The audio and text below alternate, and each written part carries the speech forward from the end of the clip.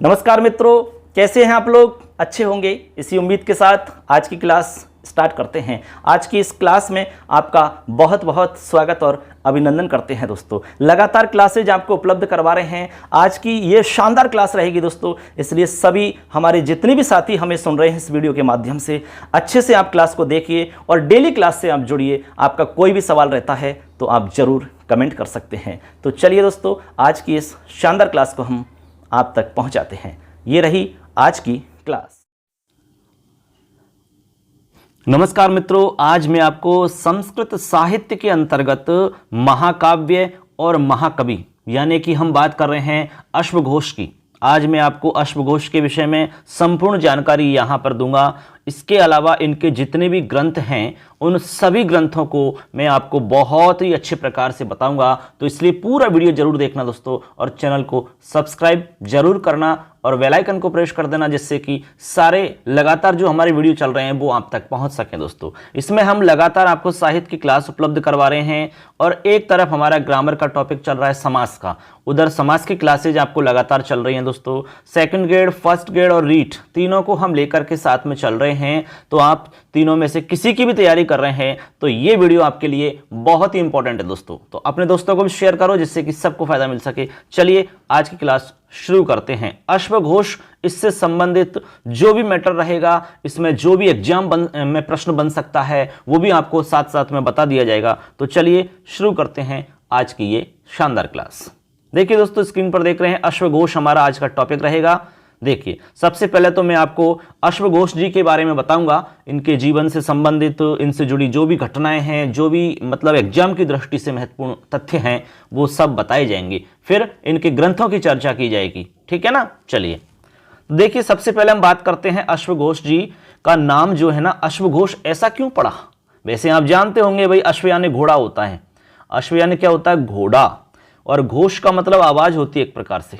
ठीक है, ध्वनि हम कह सकते हैं एक प्रकार से। ऐसा माना जाता है, मतलब किंवदंतियां हैं, ऐसा लोग मानते हैं कि इनके जन्म के समय घोड़े हिनहिनाए थे। यानी घोड़े हिनहिनाने के कारण ही इनका नाम पड़ा अश्वघोष। क्या पड़ा? अश्वघोष। ऐसा कहते हैं। कुछ लोग ये भी कहते हैं कि इनकी आवाज बहुत मधुर थी। इनकी मधुर आवाज सुनकर के घोड़े हिनहिनाना बंद कर देते हैं, इस वजह से भी इनका नाम अश्वघोष पड़ा। ऐसा माना जाता है, बहुत सारे लोग ऐसा मानते हैं। इसलिए मैंने आपको यह बताया कि अश्वघोष का नाम अश्वघोष क्यों पड़ा। बात समझ में आ गई? इनकी मधुर आवाज सुनकर के घोड़े हिनहिनाना बंद कर देते हैं, इस कारण से नाम हो गया अश्वघोष। दूसरी बात बताई कि जन्म के समय घोड़े हिनहिनाने के कारण, जब जन्म हुआ तो घोड़े हिनहिनाने लगे, इससे भी इनका नाम हुआ अश्वघोष। ठीक है, चलिए ये तो हो गई नाम से संबंधित बात। अब आगे बात करते हैं जन्म स्थान। मान लो प्रश्न आया कि जन्म स्थान है, तो प्रथम शताब्दी इनका जन्म स्थान स्वीकार किया जाता है दोस्तों। कब? प्रथम शताब्दी इनका जन्म समय स्वीकार किया जाता है। क्या? जन्म समय इनका प्रथम शताब्दी स्वीकार किया जाता है। और जन्म स्थान की बात करें मान लो, तो यहां पर याद रखना होगा साकेत अयोध्या में है। साकेत नगरी आपको ध्यान रखनी है जन्म स्थान में। और जन्म समय आपको ध्यान रखना है प्रथम शताब्दी। प्रथम शताब्दी मतलब लगभग आप समझ सकते हैं 78 ईस्वी का समय है। लगभग 78 ईस्वी का समय है ना, ये प्रथम शताब्दी का समय है आपका। प्रथम शताब्दी कहो या लगभग 78 ईस्वी, लगभग सेम बात है। ठीक है ना? ऐसे अब बात आगे बढ़ाते हैं। तो ये तो हो गया जन्म समय और जन्म स्थान। आगे इसमें है आश्रित कवि या फिर समकालीन। कई बार ऐसा सवाल पूछ लिया जाता है कि अश्वघोष किसके आश्रित कवि थे, किस राजा के आश्रित कवि थे। पहले क्या था कि राजाएं, जो राजा हुआ करते ना, वो अपने पास में कवि रखते थे, यानी कवि उनके पास हुआ करते थे। अब कवि क्या करते थे? रचनाएं करते थे, उनकी प्रशंसा में कुछ लिखते थे। अब उन कवियों को पुरस्कार दिया जाता था। यही उनका कार्य होता था। तो किसके आश्रित कवि या फिर यूं कहें कि किसके समकालीन थे, ऐसा प्रश्न भी पूछा जा सकता है। तो आपको ध्यान रखना है अश्वघोष जी के विषय में, कुषाण वंशीय राजा कनिष्क के समकालीन माने जाते हैं। किसके? कुषाण वंशीय राजा कनिष्क के समकालीन माने जाते हैं। अब राजा कनिष्क से संबंधित कुछ फैक्ट मैं नीचे बताऊंगा, ठीक है ना। तो ये याद रखना है, आश्रित कवि या समकालीन पूछा जाए तो कुषाण वंशीय राजा कनिष्क के ये समकालीन थे, आश्रित कवि थे, ऐसा आपको बताना है।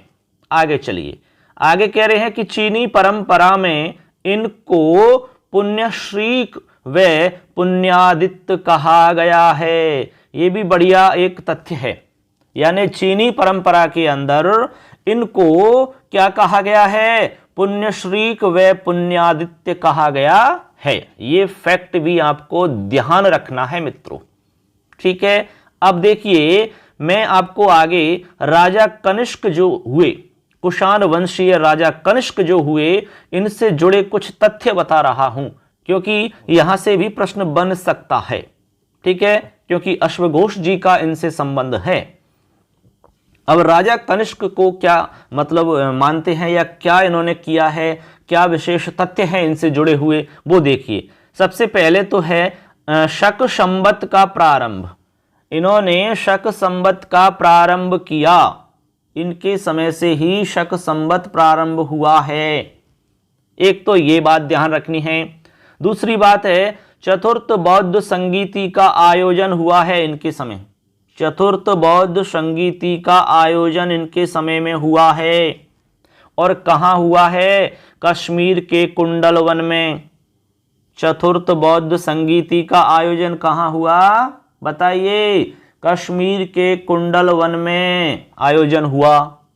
अब यहां पर बात आती है कि भाई अध्यक्ष कौन था चतुर्थ बौद्ध संगीति में? तो अध्यक्ष थे वसुमित्र। कौन थे? वसुमित्र। और उपाध्यक्ष जो थे वो थे अश्वघोष जी। कौन थे? अश्वघोष जी उपाध्यक्ष थे। क्योंकि अश्वघोष जी से इनका संबंध है, इसलिए हमें इनको भी जानना होगा, ठीक है, तभी तो हमें पता लगेगा मेन ड्रील क्या थी। ऐसे तो उपाध्यक्ष कौन थे यहां पर? अश्वघोष जी। इस जगह पर अश्वघोष जी ने बौद्ध धर्म की दीक्षा ली। समझे, यहां पर अश्वघोष जी ने बौद्ध धर्म की दीक्षा स्वीकार करी। ऐसे आपको ध्यान रखना है। अब आपको हम बता दें कि जो अश्वघोष जी है ना, ये मूलतः ब्राह्मण थे। क्या थे? ब्राह्मण थे। और यहां बता रहे हैं कि चतुर्थ बौद्ध संगीति में इन्होंने बौद्ध धर्म की दीक्षा ली थी। ऐसे आपको ये फैक्ट ध्यान रखने हैं मित्रों, ठीक है। मैं एक एक लाइन को, एक एक फैक्ट को समझा रहा हूं अच्छे से, और यहां पर मैंने बहुत ही शानदार नोट्स तैयार किए हैं।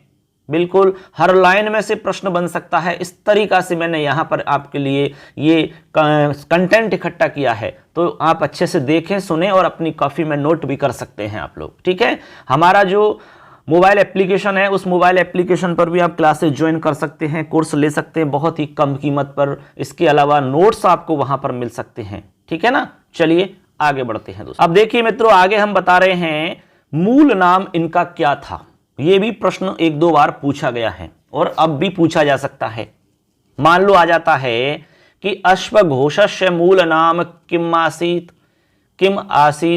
तो मूल नाम क्या था, ऐसा सवाल आएगा तो उत्तर होगा आर्यभदंत। आर्यभदंत नाम था इनका। जो मूल नाम था वो था आर्यभदंत, ठीक है ना। ऐसे अब आगे हम उनके उपनाम बता रहे हैं। उपनाम, यहां से भी प्रश्न पूछे जा सकते हैं। क्या कि कौन सा उपनाम अश्वघोष से संबंधित है या नहीं है, या इनका कौन सा उपनाम है, ऐसा प्रश्न पूछा जा सकता है। तो उपनाम में ध्यान रखने हैं, इनका नाम है बौद्ध भिक्षु भी कहते हैं इनको महाकवि भी कहते हैं, इनको महाराज भी कहते हैं, इनको महावादी भी कहते हैं, और मातृचेट भी कहते हैं, पितृ चेट भी कहते हैं, मति मित्र भी कहते हैं और मति चित्र भी कहते हैं। ये सारे के सारे उपनाम हैं अश्वघोष जी के। किसके? अश्वघोष के उपनाम हैं ये सब। बौद्ध भिक्षु, महाकवि, महाराज, महावादी, मातृचेट, पितृचेट, मति मित्र, मति चित्र, ये आपको ध्यान रखने पड़ेंगे सारे के सारे। ठीक है, आगे चलिए। अब देखिए इनकी माता का नाम है मित्रों सुवर्णाक्षी। अश्वघोष जी की माता का नाम है सुवर्णाक्षी। यहां से प्रश्न आया हुआ है। ठीक है, यहां से एग्जाम में प्रश्न पूछा गया है सेकंड ग्रेड में कि अश्वघोष की माता का नाम क्या है, तो उत्तर होगा सुवर्णाक्षी। कभी कभी ऐसा भी लिखा मिल सकता है, उससे कोई अंतर नहीं है। सुवर्णाक्षी भी लिखा हुआ आपको मिल सकता है, ठीक है, और सुवर्णाक्षी भी लिखा हुआ मिल सकता है। ठीक है ना, एक ही बात है। आगे है इनके गुरु का नाम, तो गुरु का नाम है पार्श्व। क्या नाम है? पार्श्व। याद रखना है, गुरु का नाम पार्श्व। आगे है इनकी जो रीति है वो कौन सी मानी जाती है? वैधर्वी रीति। कौन सी? वैधर्वी रीति मानी जाती है। अब वैधर्वी रीति तो आप सब जानते हैं क्योंकि हम पहले ही पढ़ा चुके हैं। आपने यदि वीडियो नहीं देखा है रीति वाला और गुण वाला तो अवश्य देखो। लगातार वीडियोज देखोगे तो ही अच्छे से समझ में आएगा दोस्तों। बीच में आप छोड़ के चले जाओगे, आधा अधूरा देखोगे, एक आध देखोगे, एक आध नहीं देखोगे, तो फिर इससे ज़्यादा लाभ नहीं मिल पाएगा आपको। लगातार पूरी सीरीज देखिए आप, निश्चित रूप से एग्जाम में आपको सवाल मिलेंगे दोस्तों। ये हम कंफर्म कह सकते हैं। आप पेपर दे करके खुद ही कहोगे कि हाँ सर ने वास्तव में गजब नोट्स दिए हैं और बहुत अच्छे से समझाया है। चलिए गुण की बात करते हैं। प्रसाद और माधुर्य गुण माना जाता है इनका। प्रसाद और माधुर्य गुण के विषय में हम बता चुके हैं, तो यहां पर ज्यादा बताने की आवश्यकता नहीं है अलग से। ठीक है ना, तो ये आपको ध्यान रखने। माता का नाम, गुरु, रीति कौन सी है इनकी, वैधर्वी, गुण कौन कौन से हैं, प्रसाद, माधुर्य। आगे है इसमें देखिए एक पंक्ति लिख रही है, बौद्ध कविषु सर्वोत्तम हैं, यानी ये बौद्ध कवियों में सर्वोत्तम माने जाते हैं। कौन? अश्वघोष जी बौद्ध कवियों में क्या माने जाते हैं? सर्वोत्तम। सर्वोत्तम माने जाते हैं ये बौद्ध कवियों के अंदर। आगे है सर्वप्रथम संस्कृत बौद्ध कवि। देखिए ये भी बहुत ही बढ़िया फैक्ट है। प्रश्न आ गया कि सर्वप्रथम संस्कृत बौद्ध कवि किसे माना जाता है, तो उत्तर हो जाएगा आपका अश्वघोष। ऐसे आपको ध्यान रखने हैं, ये सारे ही फैक्ट मोस्ट हैं, तो ये आपके काफी इंपॉर्टेंट फैक्ट हमारे हो जाते हैं। अब धीरे धीरे हम आगे चल रहे हैं। देखिए क्योंकि मैं आराम से बता रहा हूं आपको, बिल्कुल जीरो स्तर से आपको लेकर के चल रहा हूं। चलिए दोस्तों अब हम आगे बढ़ते हैं और भी इसमें जो फैक्ट हैं उनकी भी चर्चा करते हैं। चलिए देखते हैं आगे। देखिए मित्रों अब हम आगे बता रहे हैं। यहां पर देखिए ऊपर ऊपर लिखा हुआ ह्वेनसांग व इत्सिंग ने, जो कि चीनी यात्री हैं दोनों। ठीक है ना, चीनी यात्री या चीनी व्यक्ति हैं। ये कौन कौन है? ह्वेनसांग व इत्सिंग।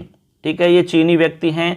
इन्होंने भी अश्वघोष की प्रशंसा की है, यानी इन चीनी व्यक्तियों ने भी इनकी प्रशंसा की है, इनके कवित्व की, इनके द्वारा लिखित रचनाओं की प्रशंसा की है उन्होंने। ठीक है, आगे है इसमें प्रवर्तक, यानी कि अश्वघोष जी को प्रवर्तक मानते हैं। किसका प्रवर्तक मानते हैं? महायान का। किसका? महायान का, माध्यमिक का और शून्यवाद का। इनके प्रवर्तक माना जाता है अश्वघोष जी को। ऐसे आपको यहां ध्यान रखना होगा। ठीक है ना, ऐसे। अब चलते हैं आगे, जो सबसे इंपॉर्टेंट है इनकी रचनाओं की बात। तो रचनाओं के विषय में हम आपको आगे बता रहे हैं। देखिए यहां पर प्रमुख रचनाओं की हम बात कर रहे हैं। यहां पर प्रमुख रचनाओं में हमने 8 रचना लिखी हैं। वैसे तो रचना और भी बहुत सारी हैं इनकी, लेकिन जो मेन रचना है वो यहां पर 8 हम आपको बता रहे हैं। इन 8 के अंदर से भी आपकी 2 रचना बहुत ही ज्यादा फेमस हैं और बहुत ही ज्यादा अच्छी मानी जाती हैं, बुद्ध चरित और सुंदरानंदम।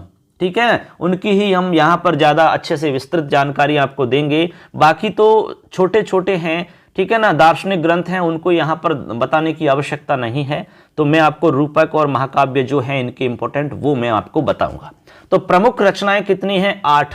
ठीक है, अब इसके अलावा हम लगभग इनकी जो रचनाएं हैं टोटल वो 18 मानते हैं। तो यहां पर आप ध्यान रख सकते हैं इनकी लगभग 18 रचनाएं हैं। इनकी सभी रचनाओं को, ठीक है ना, मिलाकर के हम कह सकते हैं कि इनकी लगभग 18 रचनाएं हैं। इनमें से मुख्य रचनाएं 8 हैं, ऐसा आप समझिए इसको। ठीक है ना। अब 8 रचनाएं कैसे हैं चलिए देखते हैं। सबसे पहले महाकाव्य। ठीक है, हमने 8 रचनाओं को 3 जगह विभक्त कर दिया है। एक तरफ महाकाव्य, एक तरफ रूपक काव्य और इधर है दार्शनिक ग्रंथ। 3 जगह इनको डिवाइड कर दिया है। महाकाव्य इनके 2 हैं। कितने? 2। नाम है बुद्धचरितम और सौंदरानंदम। ये इनके महाकाव्य हैं दोनों। ये ही मोस्ट हैं आपके लिए। ठीक है, आपके एग्जाम के हिसाब से ये दोनों ही मोस्ट हैं। इनसे ही आपका प्रश्न बनेगा, बुद्धचरितम और सौंदरानंदम। आगे है रूपक काव्यों में शारिपुत्र प्रकरणम और राष्ट्रपाल नाटकम। ये रूपक आपके 2 हो गए। ठीक है, शारिपुत्र प्रकरणम और राष्ट्रपाल नाटकम। आगे दार्शनिक ग्रंथ इनके 4 माने जा रहे हैं, जिसमें एक है आपका महायान श्रद्धोत्पाद संग्रह। महायान श्रद्धोत्पाद संग्रह एक हो गया। इसके बाद में है दूसरा वज्र सूची, तीसरा है काव्यालंकार शास्त्र और चौथा है गांडी स्तोत्र गाथा। गांडी स्तोत्र गाथा, ये इनके 4 दार्शनिक ग्रंथ हो जाते हैं। इस तरह से हमने यहाँ पर प्रमुख 8 रचनाओं की आपको यहाँ पर आपको जानकारी दी, जिसमें महाकाव्य 2, रूपक काव्य 2, दार्शनिक ग्रंथ 4 हैं। ठीक है, इनके आपको नाम ध्यान रखने होंगे। अब हम इनको थोड़ा सा डिटेल से बताते हैं।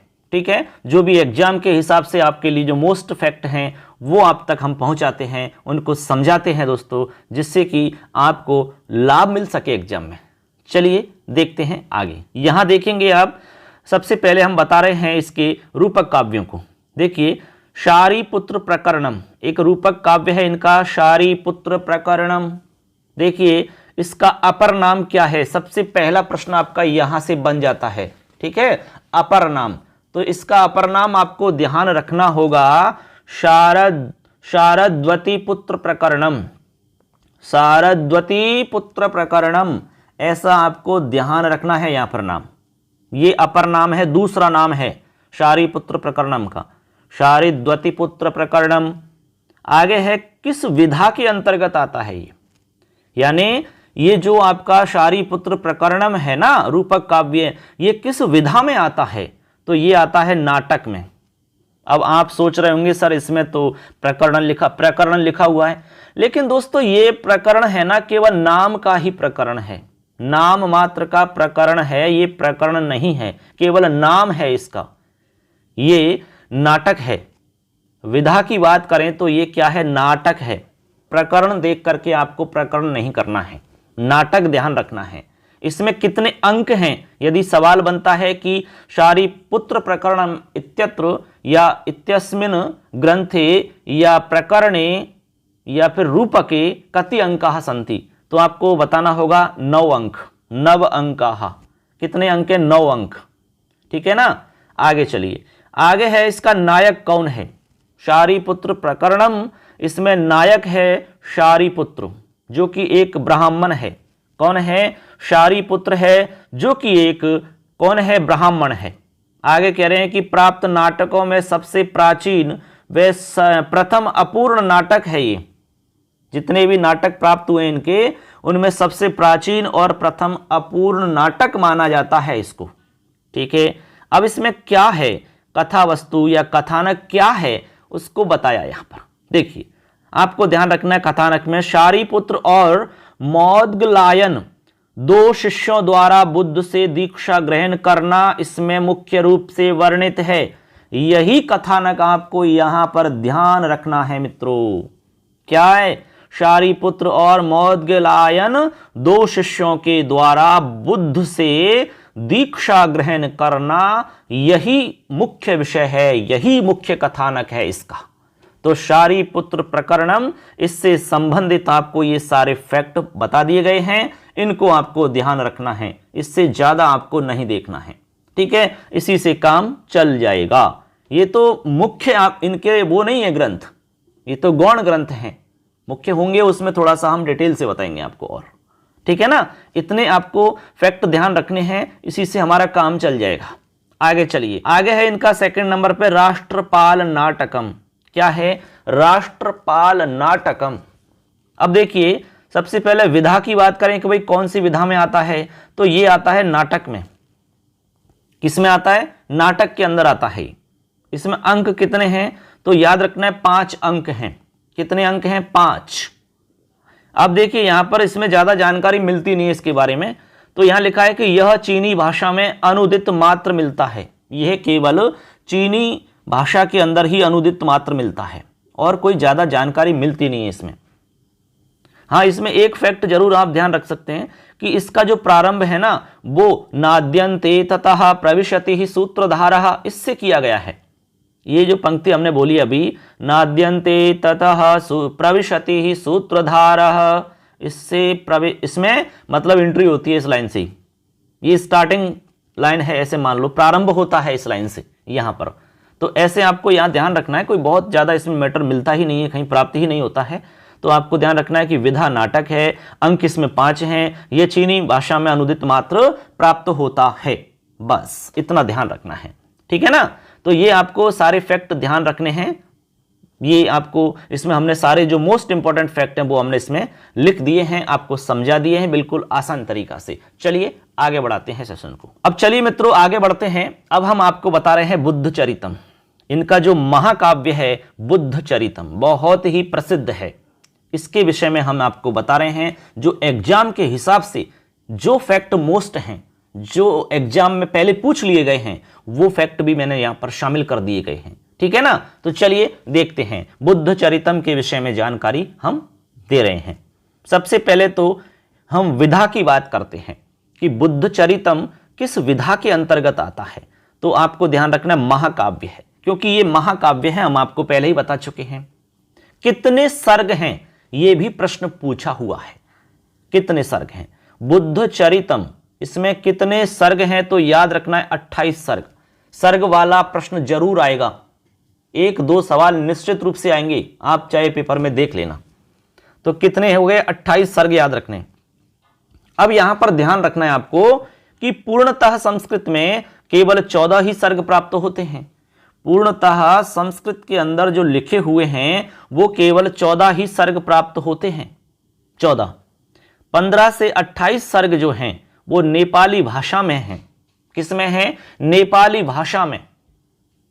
आगे कह रहे हैं कि बाद में अमृतानंद नेपाली जो कवि हैं उनके द्वारा 3 सर्ग और जोड़े गए हैं। कितने सर्ग? 3 सर्ग और जोड़े गए हैं। इस प्रकार से जो 14 सर्ग थे ना पूर्णतः संस्कृत में, उसमें 3 जोड़ करके 17 सर्ग हुए।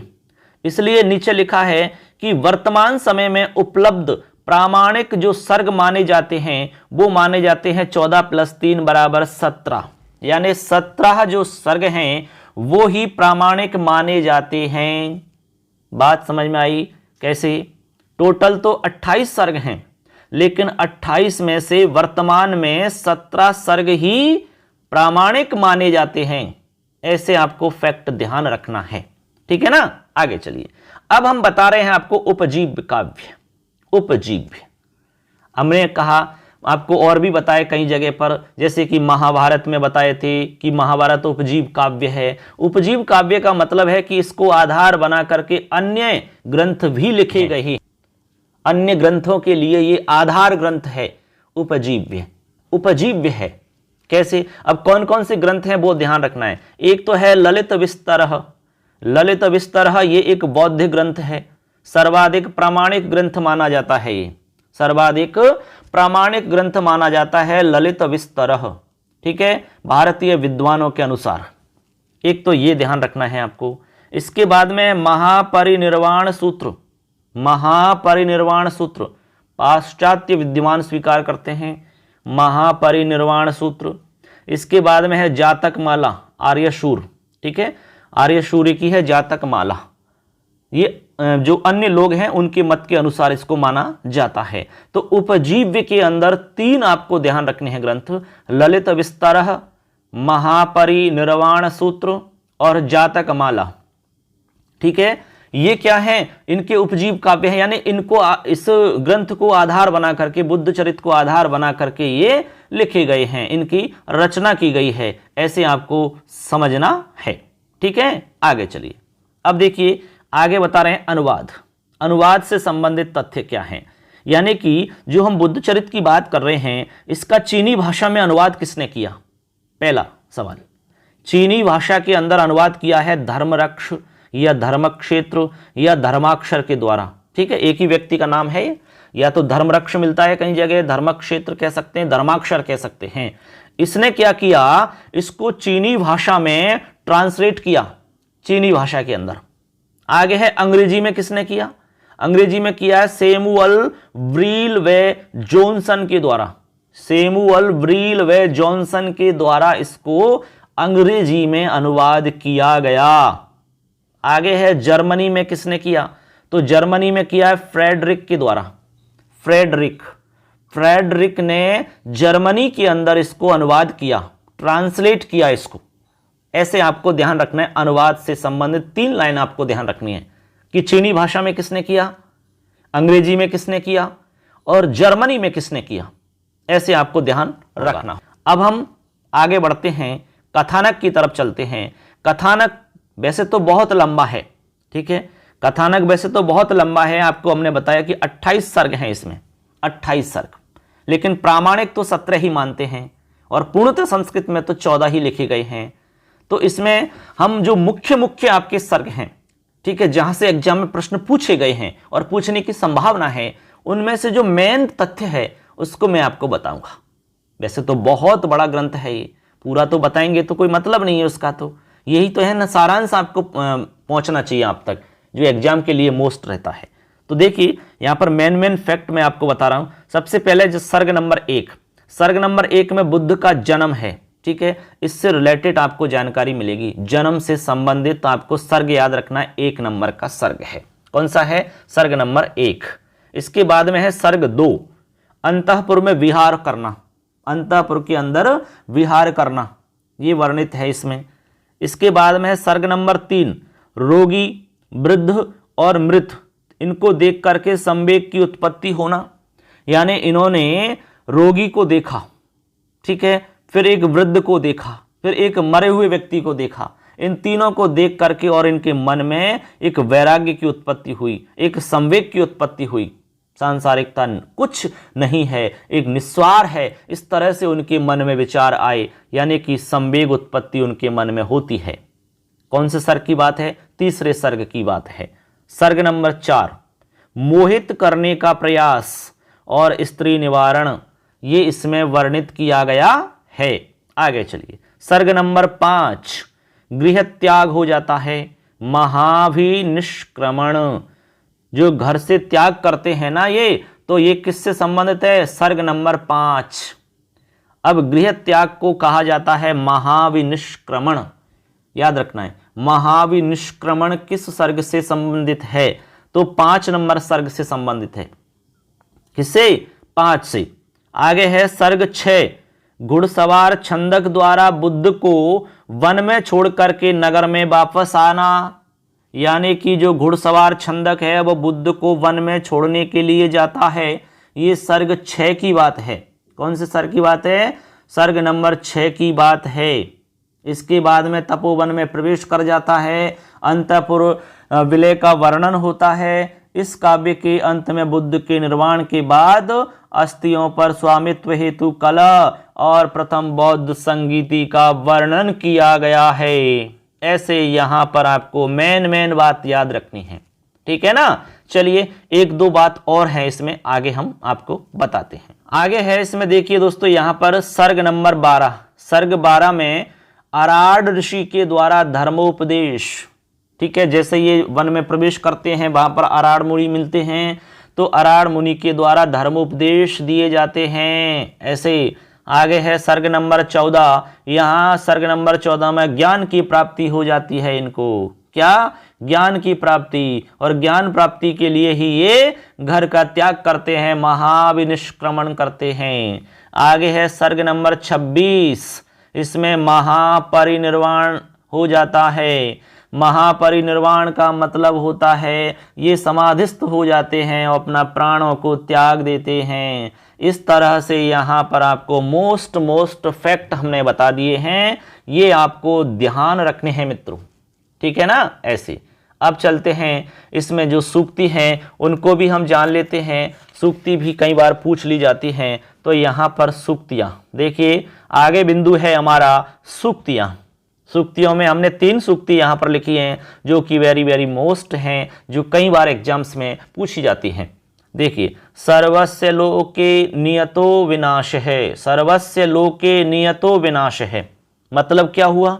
यानी इसका मतलब है लोक में या संसार में सभी का विनाश निश्चित है, नियत है। नियत यानी निश्चित है। क्या? विनाश। कहां पर? लोक में। किसका? सबका। सबका। लोक या संसार में सभी का विनाश निश्चित है, ये पंक्ति है, ठीक है, सूक्ति के रूप में। आगे है काम संयम विषमादधीत। काम संयम विषमादधीत, इसका मतलब है कि काम को विष समझना चाहिए। काम, काम का मतलब है काम भावना, ठीक है, ऐसे। आगे है कामेषु कस्यात् मवतो रतिः स्यात्। इसका मतलब क्या है? इसका मतलब है कि वासनाओं के लिए आत्म केंद्रित जुनून किसके पास होगा, ऐसे यहां इसका अर्थ ध्यान रखना है। तो 3 सूक्ति आपको हमने बताई हैं, तीनों सूक्ति आपको ध्यान में रखनी है। तो यहां ये सब हो जाता है आपका क्या? ये हो जाता है बुद्ध चरित्र से संबंधित आपके फैक्ट। अब मैं एक बार शॉर्ट में और बता देता हूं कि जो बुद्ध चरित्र हमारा जो महाकाव्य है, इसमें क्या क्या आपको बताया है। दोबारा से शॉर्ट में और सुन लो। बुद्ध चरित्र में बुद्ध के जन्म से प्रारंभ होकर के क्रमशः अंतःपुर में विहार का वर्णन है, संवेग उत्पत्ति का वर्णन है, स्त्री निवारण का वर्णन है, अभी निष्क्रमण का वर्णन है, छंदक को छोड़ने का प्रसंग आता है, यानी छंदक द्वारा छोड़ने का प्रसंग आता है, तपोवन प्रवेश तथा अंतःपुर विलय का वर्णन है।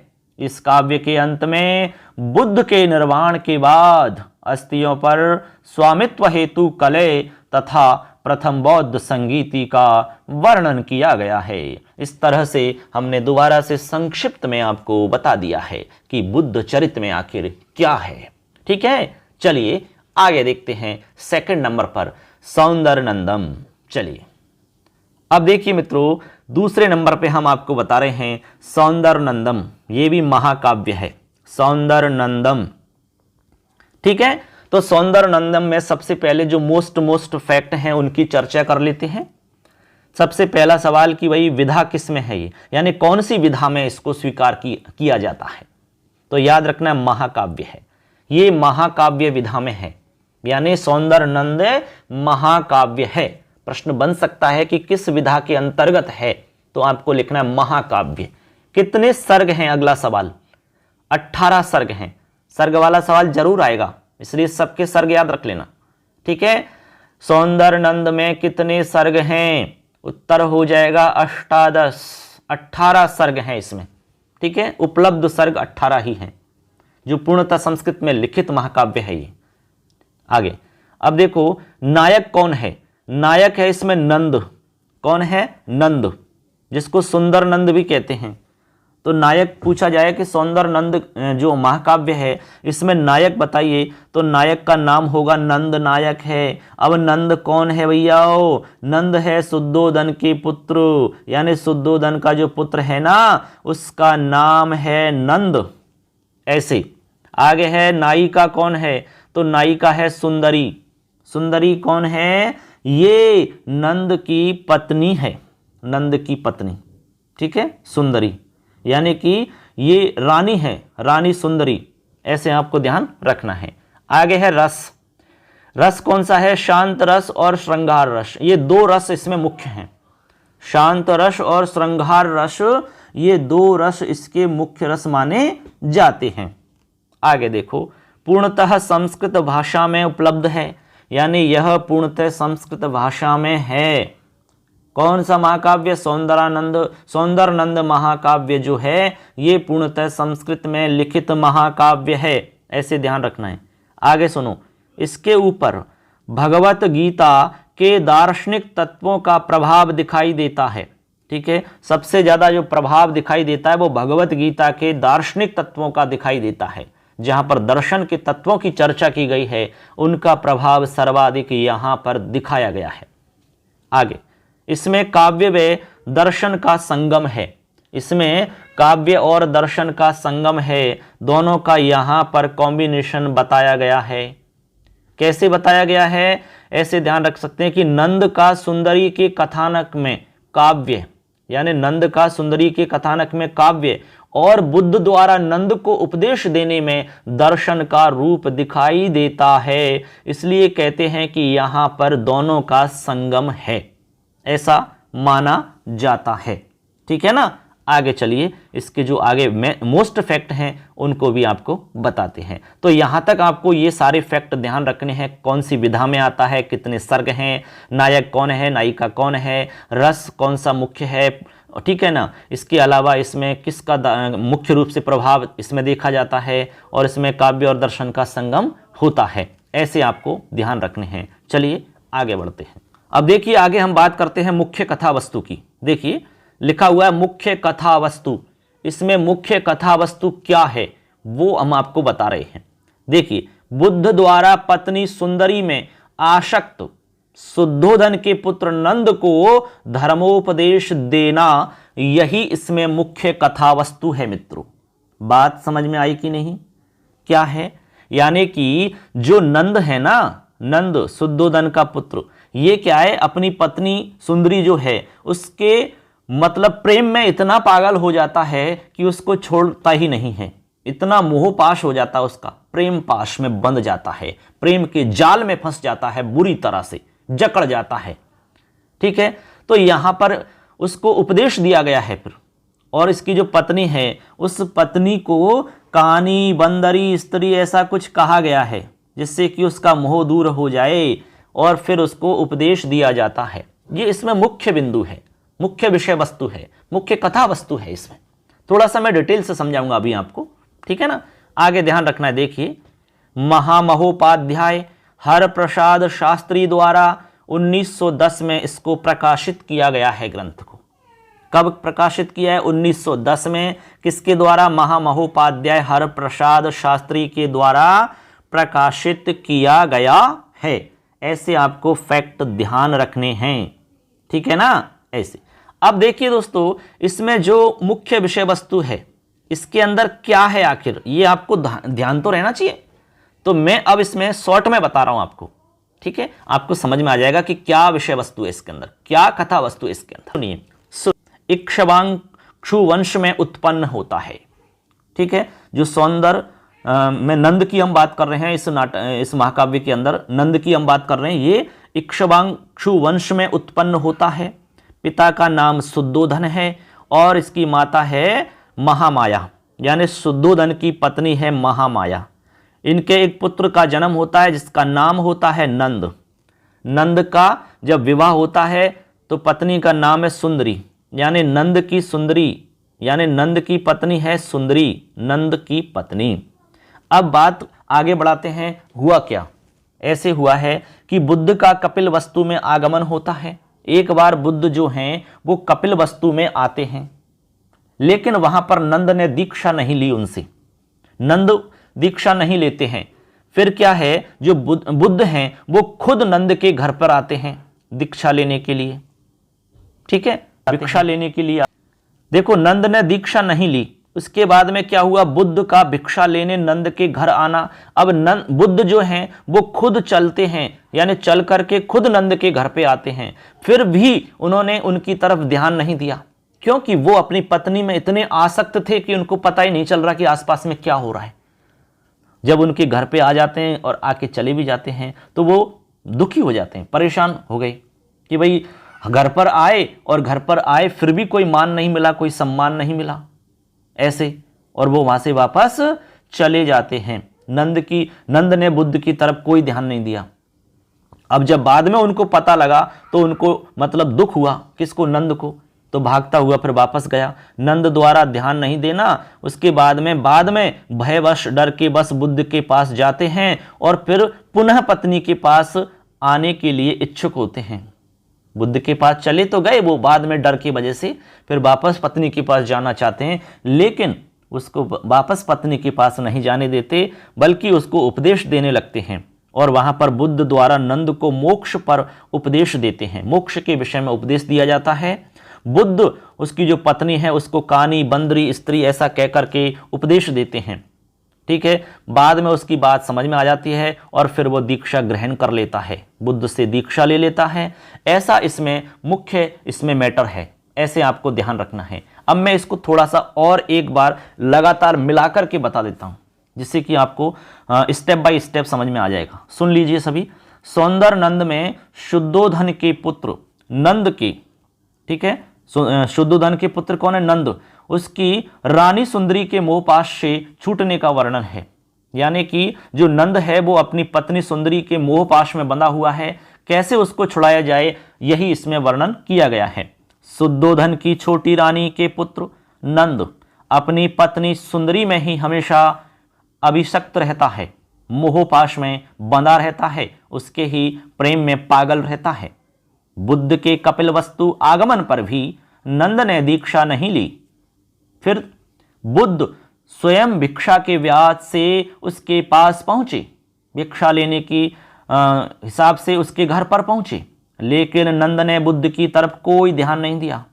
पता चलने पर डर से नंद बुद्ध के पास में गया और प्रणाम करके वापस अपनी प्रियतमा सुंदरी के पास में आना चाहता था, लेकिन बुद्ध उसे कानी, बंदरी, स्त्री ऐसा रूपक दे करके उपदेश देते हैं। सौंदर नंद में लौकिक भोग विलास तथा दीक्षा ग्रहण के बीच में अनुपम संघर्ष को प्रस्तुत किया गया है। यानी दीक्षा ग्रहण एक तरफ और भोग विलास एक तरफ, इन दोनों में से मतलब एक लेना है, यानी दीक्षा ग्रहण को मेन बताया है। तो भोग विलास तथा दीक्षा ग्रहण के बीच में जो एक अनुपम संघर्ष है उसी को प्रस्तुत किया गया है, क्योंकि भोग विलास में तो लिप्त था ही वो, उसको वहां से निकाल करके दीक्षा ग्रहण करवाना एक मुख्य उद्देश्य होता है यहां पर। तो इस तरह से मित्रों हमने इसमें जाना कि क्या इसमें मेन है, क्या इसमें मोस्ट फैक्ट है सौंदर्य नंद के अंदर। इस तरह से हमारा ये आज का जो टॉपिक है ये कंप्लीट हो जाता है दोस्तों। हमने आपको अश्वघोष जी के बारे में कंप्लीट जानकारी दे दी, इनके जो ग्रंथ हैं उन ग्रंथों के बारे में भी आपको अच्छे से बता दिया। उम्मीद करते हैं कि आपको अच्छे से सब कुछ समझ में आया होगा। आज का हमारा वीडियो कैसा लगा कमेंट करके जरूर बताना है। हमने पूरा प्रयास किया है कि आपको हर बिंदु को अच्छे से समझाया जाए।